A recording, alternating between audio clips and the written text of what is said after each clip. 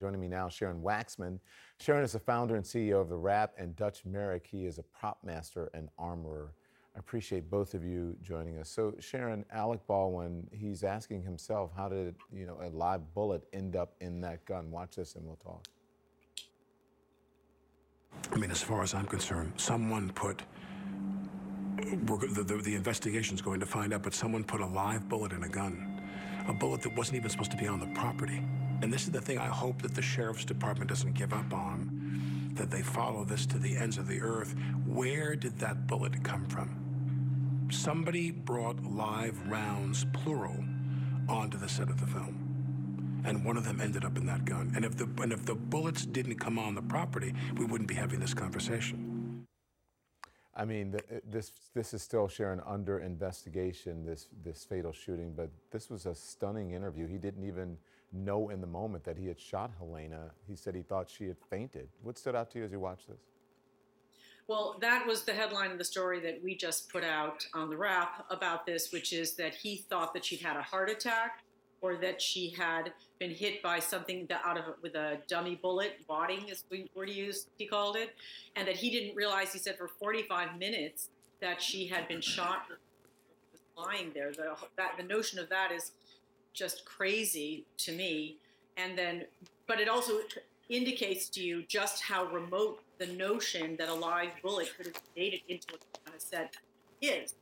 And then he said also that he only found out from the police a couple hours later when they were interviewing him that she had died. So the whole thing feels like, to him, it was some kind of, through the looking glass kind of experience. But everybody's talking about this, it strikes me, as this sort of supernatural experience. Like, where did this bullet come from? Somebody did bring it, but the armorer herself has said, I didn't do it. Who would do that? And people pointing fingers and basically saying this couldn't have happened, and yet it did happen.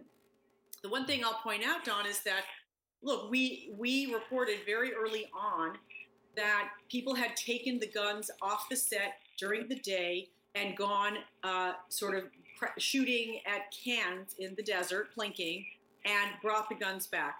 I have not heard that account knocked down, confirm anything, but no, I don't think anybody really thinks that somebody was out to sabotage. That seems to be this remote conspiracy theory that's out there, and Alec Baldwin was asked about that tonight. He said he didn't think it was sabotage, so much more likely it was an accident.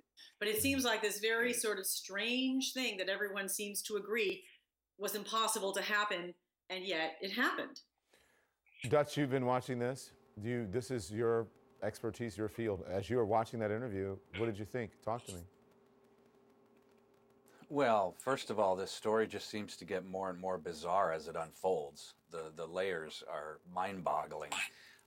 When he said that he pulled the hammer back but didn't pull the trigger, well, how did the hammer come forward? The design of that gun, it's a 150-year-old design. That was a modern reproduction. Was it an entirely unreliable gun that you pull the hammer back and it just goes forward? I'd like to get a look at that. And as far as the claim of plinking, I think no credence has been given to that since it first came out. He said that the armorer was not in the room when they were rehearsing the scene. That's one of the most alarming things to me. As an armorer, we stay with the gun. There's a relationship between the armorer and an actor, and nobody should get in between that relationship. Certainly the first AD can take a look at the gun and check it for safety and observe everything we're doing. Absolutely. A second set of eyes is great. So you can examine the dummy rounds we're putting in, the blanks we're putting in, check the gun with us, but you won't take the gun from the armorer and hand it to the actor. That's absolutely unheard of in Hollywood, in entertainment. And Alec did say that there is occasions when he hands it off to the first AD. The armorer should be right there and should be allowed to be at his side and to be there to arrange the blocking and show him where to point the gun, make sure there's no people where that is, remind him to keep his finger off the trigger until he's actually ready to fire. And why were there any dummy rounds in the gun at all during this blocking rehearsal? It should have been either a completely empty gun or a rubber gun. So in that interview, and not necessarily from Alec, but from you, in the handling of the gun, did you see negligence in the process here? Is that what you're saying?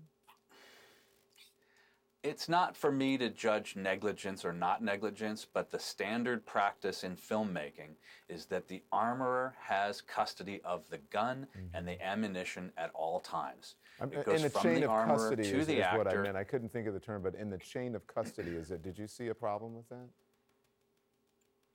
Yeah, in the affidavit that I read, it said that Dave Halls, the first AD, handed the gun to Baldwin on the set.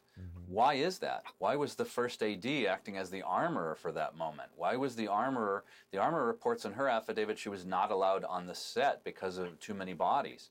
So that should never be allowed to happen. The armorer should be there at all times with the gun and be the last person to hand it off to the actor, and be there at all times when it's in action. Well, Dutch, I want you and Sharon to stick by, because we have more of this interview. Alec was asked about, he got criticized for not checking the gun. We're going to hear his response and much, much more from that interview. Don't go anywhere. We'll be right back right after this break. Well, I would go to any lengths to undo what happened. I would go to any lengths to undo what happened. That's our breaking news tonight. Alec Baldwin speaking out about the shooting on the set of his movie Rust that killed the film cinematographer Helena Hutchins and wounded the director Joel Souza. Baldwin telling ABC News tonight that he never pulled the trigger. So back with me, Sharon Waxman, the founder and CEO of The Wrap, and Dutch Merrick. He is a prop master and an armorer. So Dutch, Baldwin responded to that criticism of him not checking the gun himself. Watch this. If your protocol is you check the gun every time, well, good for you. Good for you. You know, I mean, I probably handled weapons as much as any other actor in films with an average career. Again, shooting or being shot by someone. And in that time, I had a protocol, and it never let me down. Why did you choose in your 40 years not to check the gun yourself?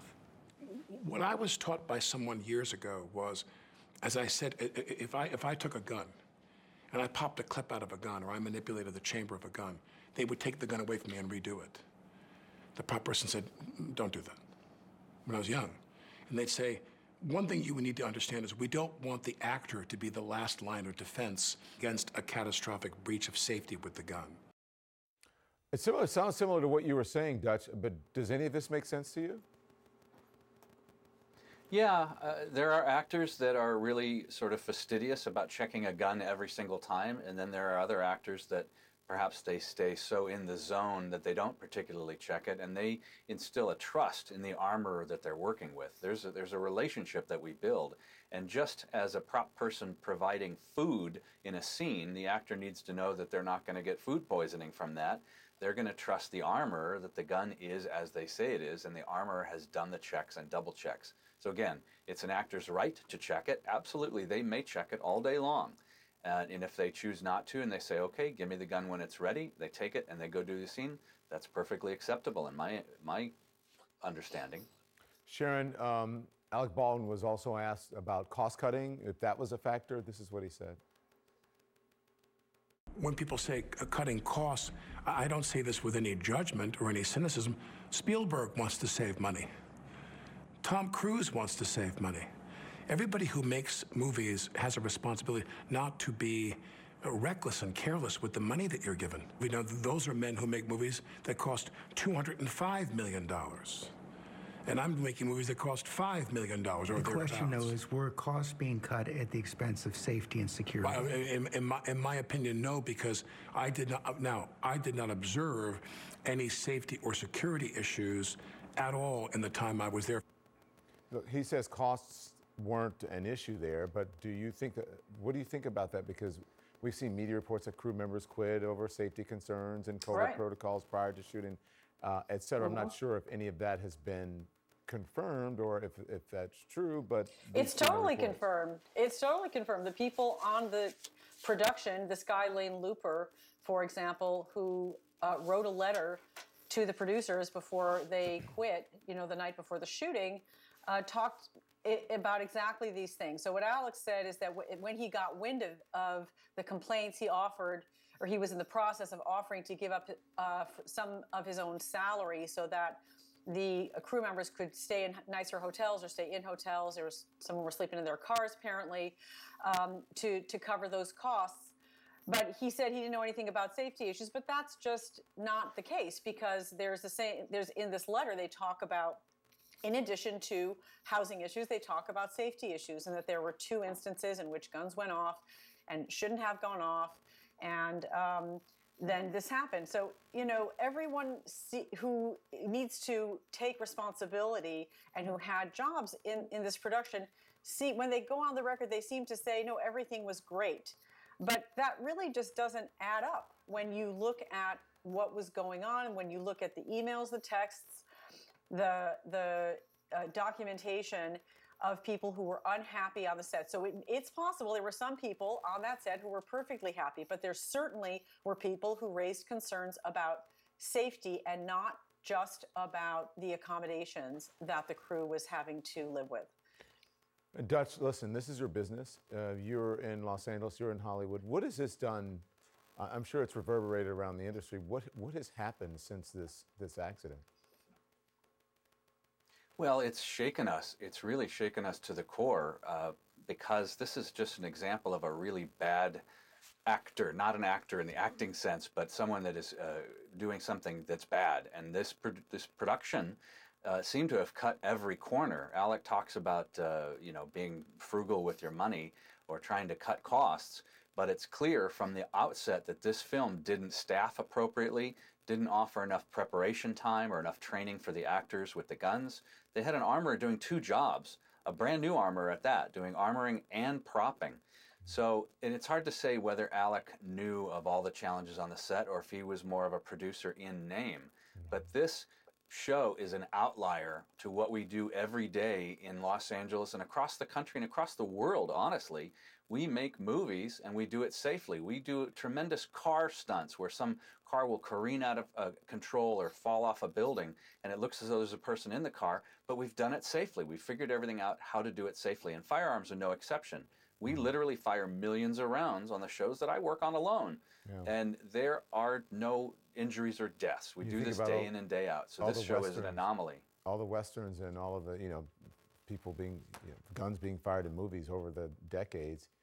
Sharon, Alec Baldwin 100 years. Said that he doesn't feel guilt, but he did say someone is responsible. What do you think of that? I don't believe that. He also said he's not been sleeping at night, that he has nightmares. He has dreams about guns going off, and that never used to happen to him. I highly doubt that he doesn't feel some sense of guilt, even if he knows that he's not responsible, that he's not, that he's not, he didn't consciously take the life of Halyna Hutchins, but I think it has got to be a very heavy burden to bear, just from a personal, ethical, and moral standpoint, completely apart from whatever legal liability he must be facing. He also said he didn't care if he never did another movie ever again, and that doesn't surprise me that that's how he's feeling right now. But, it's a trauma. You said this, it is a tragedy all the way around. I got to meet Matt Hutchins last night at an event that we hosted. Your heart just breaks to meet the man. And it just feels like pain and loss for reasons that should never have been. So, I think Alec Baldwin must have many, many mixed emotions, about this. Yeah. Thank you, Sharon. Thank you, Dutch. Yeah. I appreciate it. Thanks so much.